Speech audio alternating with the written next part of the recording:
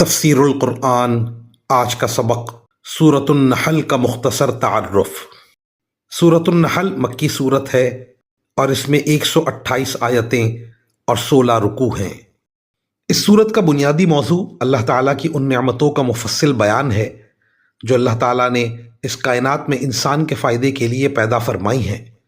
اس لیے اس سورت کو سورۃ النعم یعنی نعمتوں کی سورت بھی کہا جاتا ہے۔ عرب کے مشرکین عام طور سے یہ مانتے تھے کہ ان میں سے بیشتر نعمتیں اللہ تعالیٰ کی پیدا کی ہوئی ہیں۔ اس کے باوجود یہ عقیدہ رکھتے تھے کہ اللہ تعالیٰ کی خدائی میں وہ بت بھی شریک ہیں جن کی وہ عبادت کرتے تھے۔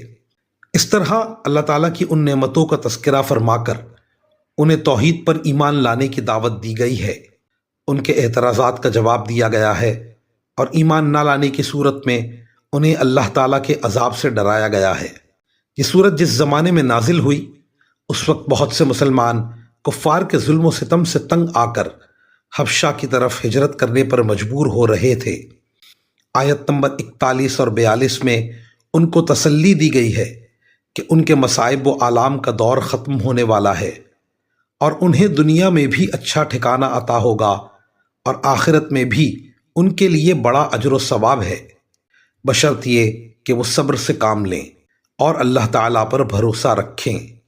سورت کے آخری حصے میں اسلامی شریعت کے کچھ اہم احکام بھی بیان فرمائے گئے ہیں جو ایک مسلمان کے طرز عمل کی بنیاد ہونے چاہیے۔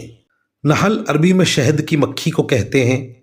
اس سورت کی آیت نمبر 68 میں اللہ تعالیٰ نے اپنے انعامات کا تذکرہ کرتے ہوئے شہد کی مکھی کا حوالہ دیا ہے کہ وہ کس طرح اللہ کے حکم سے پہاڑوں اور جنگلوں میں اپنے چھتے بناتی اور شہد پیدا کرتی ہے، اسی لیے سورت کا نام نحل رکھا گیا ہے۔ وآخر دعوانا ان الحمد للہ رب العالمین۔